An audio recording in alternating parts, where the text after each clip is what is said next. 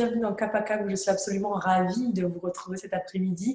Aujourd'hui, cap sur Bonifacio à la rencontre d'une photographe de plateau, d'une directrice de casting. Aujourd'hui, rencontre avec Angela Rossi dans Cap à Cap. Bonjour Angela, Salut Christina. comment allez-vous? Ben, ça va plutôt bien. Ça va plutôt bien. Le déconfinement enfin, c'est ça? Enfin, oui. Bon, on l'attendait plus celui-là. Bon, je savais que ça allait être un petit peu long, mais bon, c'est comme ça, il fallait qu'on s'y fasse, donc ça a été.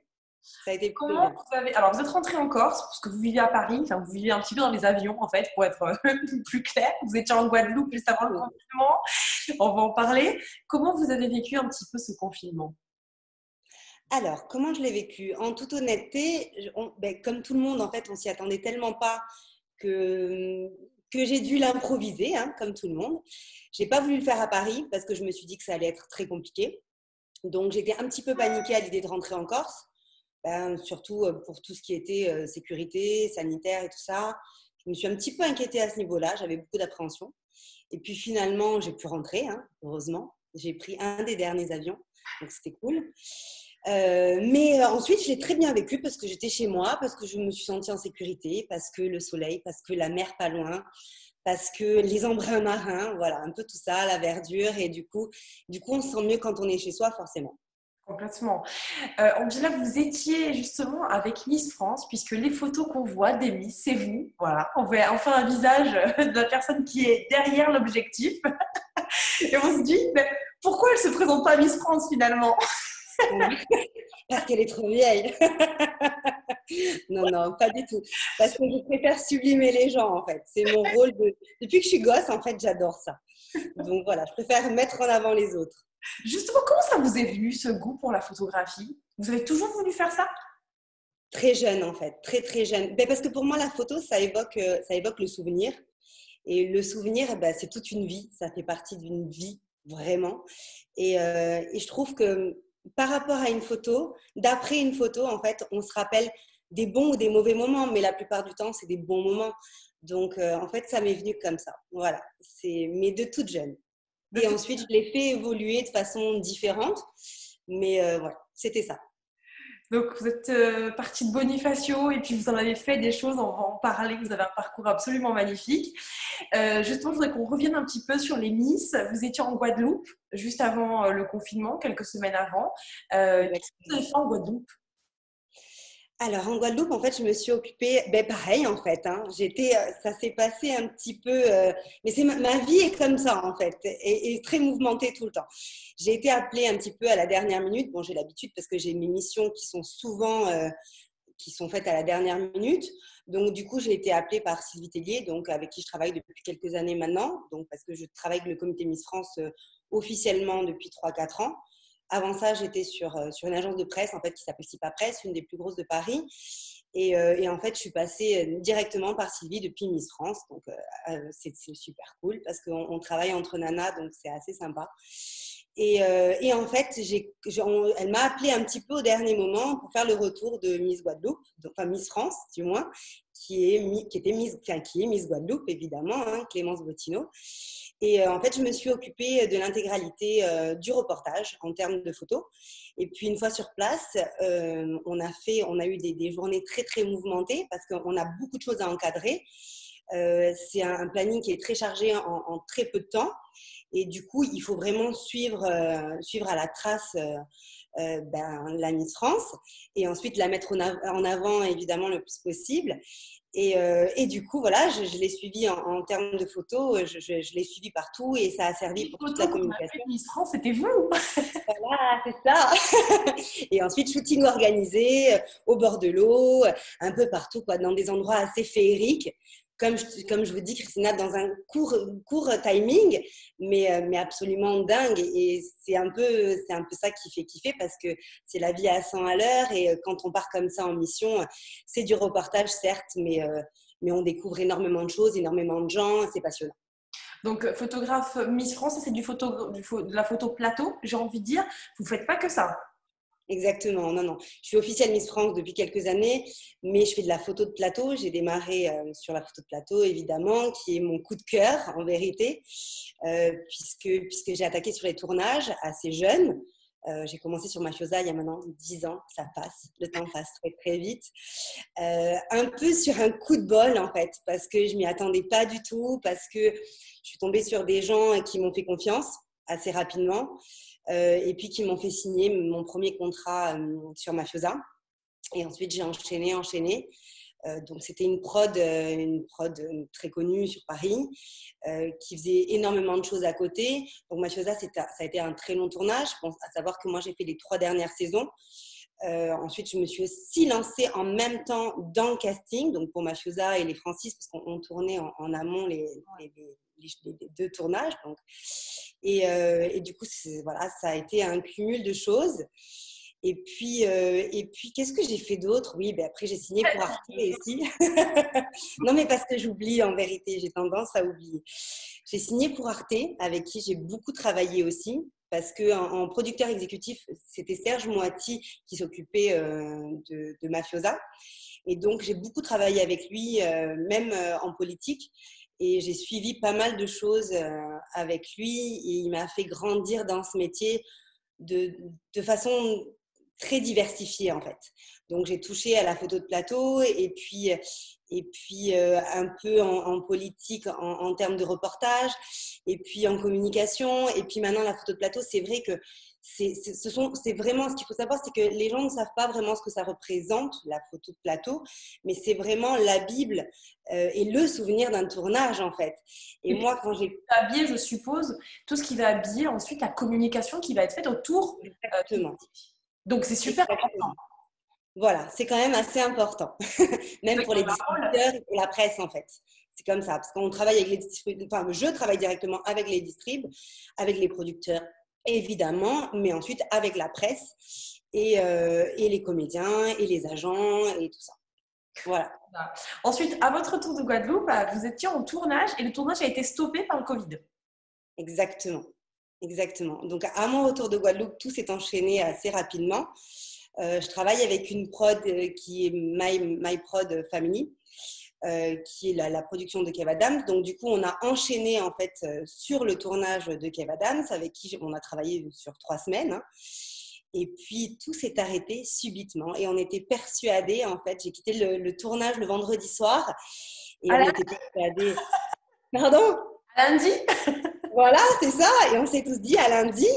Et puis, au fond de moi, j'étais persuadée de reprendre le lundi. Et j'ai eu ma tante le samedi, tout ça, qui me disait, mais c'est pas possible, tu reprendras jamais lundi, tu rêves, quoi. Et moi, très optimiste, j'étais persuadée que oui. Et en fait, non, pas du tout. Donc non, on a dû tout stopper. On a eu le regret de tout stopper. J'avais un petit peu le cœur serré, mais je me disais non, mais c'est pas possible, on va reprendre rapidement, ça va pas durer longtemps. Et non, en fait, non. Donc, j'ai pris ma décision. J'ai mis quand même 48 heures avant de prendre ma décision, mais je me suis dit, je ferai pas mon confinement à Paris, ça va être trop compliqué. Je le ferai en Corse. Donc, du coup, j'ai pris la décision de rentrer. Et du coup, là, ça reprendra quand, vous savez, ou pas encore? Eh bien, ça a été assez chamboulé parce qu'on ne savait pas exactement quand est-ce qu'on allait reprendre. Et puis, ces dernières semaines, bon, moi, j'ai été très occupée au niveau du boulot, donc ça, c'était cool. Donc, c'est pour ça que je n'ai pas trop vu passer le confinement. Je ne vais pas me mentir. Mais du coup, ils ont décidé de prendre les mesures sanitaires nécessaires, évidemment, et on reprend normalement début juin le tournage sur Paris. Et là, je me demande, est-ce que je vais réussir à rentrer, à remonter sur Paris? Normalement, voilà. Vous appréhendez un petit peu quand même? Oui, j'appréhende beaucoup le retour sur Paris parce que c'est vrai que en Corse, on a eu la chance quand même d'être confinés, mais vraiment de façon très légère, dans le sens où on a été confinés, évidemment. Moi, j'ai tout complètement respecté. Hein. Pour le coup, j'ai fait ma bonne élève. Et en fait, c'est vrai qu'on a eu la chance, j'ai eu la chance, comme beaucoup d'autres aussi, hein, d'être dans une ambiance assez cool parce qu'un jardin, parce que la nature, parce que la mer pas loin, parce que la verdure et tout ça, ça fait du bien, quoi. On n'est pas cloisonné à Paris, parfois avec un temps gris. Que la luminosité. Ben, c'est ça, et ça compte beaucoup. Déjà, c'est ce qui me manque le plus quand je suis à Paris. Mais c'est vrai que ça change tout, quoi. Ça change tout. Et forcément, eh ben, on le vit beaucoup mieux. Alors, vous Voilà. parliez tout à l'heure de casting, je vais rebondir là-dessus, puisque j'ai cru voir sur vos réseaux sociaux que vous lanciez, enfin, vous lanciez entre guillemets, parce que vous en avez déjà fait beaucoup, maintenant dans le casting, et vous castez beaucoup en Corse, Angela. Exactement, exactement. Alors ça a été une grande décision parce qu'au début, je ne savais pas si j'allais pouvoir assumer en fait le fait d'avoir deux rôles, deux casquettes, comme on dit dans ce métier.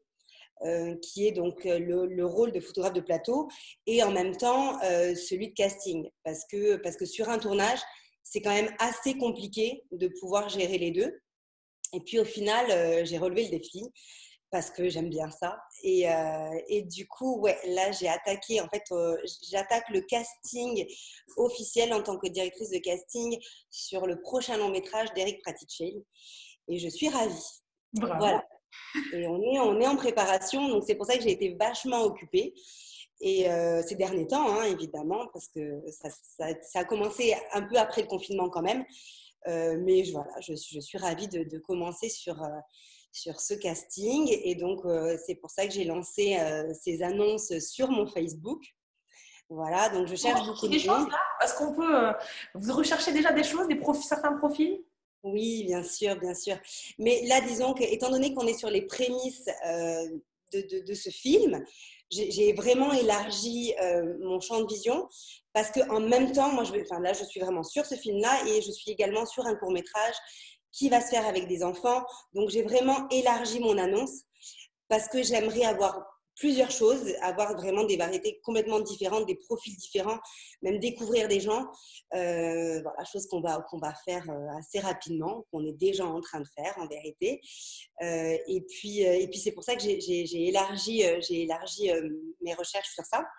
Donc oui, voilà, J'ai j'ai là diversifié qui nous les profils. regardent et qui auraient peut-être envie de se lancer dans l'aventure d'un film, même s'ils n'ont pas d'expérience. Comment se passe un casting? Alors, comment se passe un casting? Bonne question, Christina. Ben, tout d'abord, il suffit juste de répondre à mon annonce en m'envoyant un mail et puis avec les informations nécessaires, donc les coordonnées, les photos, voilà, un petit brief assez léger. Et puis ensuite, moi, je reviens sur ces personnes si elles me conviennent ou pas. Mais c'est pas elles me conviennent à moi, hein, c'est si elles vont convenir évidemment au projet. Et ensuite, je propose donc ces profils-là qui peuvent me paraître intéressants ou pas au réalisateur qui va me valider ou non les candidatures que je vais mettre de côté ou qui vont me paraître intéressantes ou changeantes ou il y a un truc en plus. Et ensuite, je vais proposer et ensuite, c'est au réalisateur évidemment de sélectionner ou pas et de retenir ces candidatures-là. Après ça, je dirais, Phase? voilà, cette phase-là, j'arrivais pas à trouver le mot. Cette phase-là, on attaque sur un vrai casting où on envoie des textes sur lesquels ils peuvent commencer à travailler. Ça va être de 1 à 3 textes. Et puis, ils passent face caméra devant le réalisateur et moi. Et on les filme, donc ça dure un petit temps. Ils sont interrogés, mais disons de façon face caméra, mais pour jouer en fait, pour anticiper. Et voilà, on les teste un petit peu comme ça. Et puis ensuite, ça se définit à ce moment-là. Voilà. Ça met du temps, évidemment, hein, parce qu'on voit du monde et parce que on essaye de voir à qui quel rôle peut correspondre. Et voilà, et après, on fait nos choix en fonction. Ce sont de vrais comédiens ou vous cherchez plusieurs profils? Bon, après, il y a de la figuration, je suppose. Mais Exactement. vous cherchez de vrais Alors, comédiens là? dans un premier temps, on est sur des vrais comédiens. On est sur des vrais comédiens parce que c'est nécessaire pour nous de trouver les rôles principaux. Bon, les rôles principaux, Eric les a déjà trouvés, hein, puisqu'on est censé tourner avec 2 têtes d'affiche très intéressantes. On va bientôt savoir qui. Et ensuite, on a... Je voulais pas. Voilà. Bon, secret confidentiel. professionnelle, pardon. Non, et ensuite, en fait, on cherche là actuellement les seconds rôles, les petits rôles qui vont venir derrière, les silhouettes. Voilà, donc du coup, c'est très large. Et puis ensuite, la dernière phase, ce sont les figurants, évidemment. Voilà. Donc, du pain sur la planche, Angela. Exactement. Du boulot pour les prochains mois à venir, si tout va bien, si tout se passe comme il faut, justement, parce qu'on a été, évidemment, comme tout le monde, hein, on est un petit peu dans le flou au niveau des tournages, mais si tout va bien, si tout se passe comme prévu, on est censé tourner assez rapidement, dans les meilleures conditions et évidemment en respectant toutes les règles sanitaires, de sécurité et tout ça, tout le tralala au mieux et voilà, en fait, pour tourner au mieux. Bon, ben voilà, vous avez du pain sur la planche. Exactement. J'ai été ravie de vous recevoir, Angela, cet après-midi. Merci à vous et puis on vous souhaite bonne chance et autant de succès que dans votre carrière de photographe. Merci, on verra bien. Merci beaucoup. Je vous embrasse fort. À bientôt. Bye. Ciao. Ciao, ciao. France Bleu, 100% solidaire.